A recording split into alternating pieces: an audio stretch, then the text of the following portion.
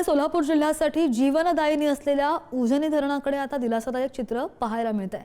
कारण की पाणलोट क्षेत्रामध्ये सुरू झालेल्या मुसळधार पावसानं भीमा नदीच्या प्रवाहामध्ये मोठी वाढ झाली आहे। दौंड इथून तब्बल 1,17,263 क्युसेक पाण्याची आवक उजनी धरणाकडे सुरू आहे।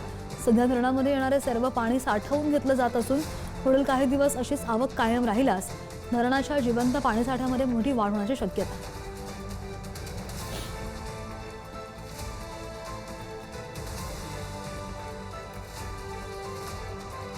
उजनी धरणाच्या पाणलोट क्षेत्रामध्ये सुरू असलेल्या पावसामुळे भीमा नदीच्या प्रवाहात मोठ्या प्रमाणात वाढ होत आहे।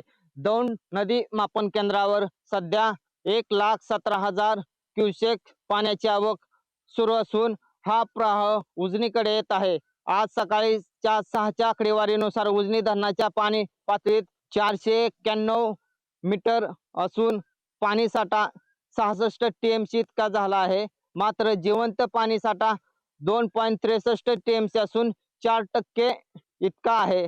गेल्या वर्षीच्या याच दिवशी 52 टीएमसी इतका पाणीसाठा नोंदवला होता। सध्या धरणातून कोणताही विसर्ग नसून पाणी साठले जात आहे। त्यामुळे पावसाचा जोर कायम राहिल्यास जिवंत पाणीसाठ्यात लक्षणीय वाढ होणार असून त्यामुळे शेतकऱ्यांना याचा मोठ्या प्रमाणात फायदा होईल। उजनीहून विशाल भोंग, पुढारी न्यूज।